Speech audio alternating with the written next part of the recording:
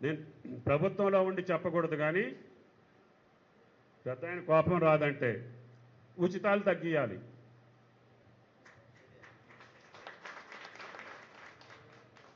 ఆ ఉచితం ఎవరికి ఉండాలంటే అర్హుడికి ఉండాలి, అర్హుడికి ఉండాలి, నిరుపేదకు ఉండాలి.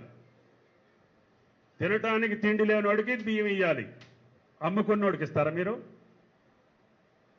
ఎన్టీ రామారావు 3 రూపాయలు ఉన్నప్పుడు 2 రూపాయలకి ఇస్తే దేవుడు అన్నారు. ఇప్పుడు 60 రూపాయలు ఇస్తే కూడా ఉచితంగా ఇస్తారా మీరు? అప్పుడు మిమ్మల్ని ఏమంటారు? పద్ధతి కాదు కదా. మీ ఊళ్ళో కార్డు లేనోళ్ళు ఒక 10-20 మందిని తీసుకురండి, రేషన్ కార్డు లేనోళ్ళని. అంటే అందరూ పేదోళ్ళేనా? ఈ తెలంగాణ కుటుంబాలే 1,10,00,000 కుటుంబాలు. మీ కార్డులు వచ్చి 1,25,00,000. అంటే పక్క రాష్ట్రాల్లో కూడా ఉన్నాయి ఇక్కడ కార్డులు.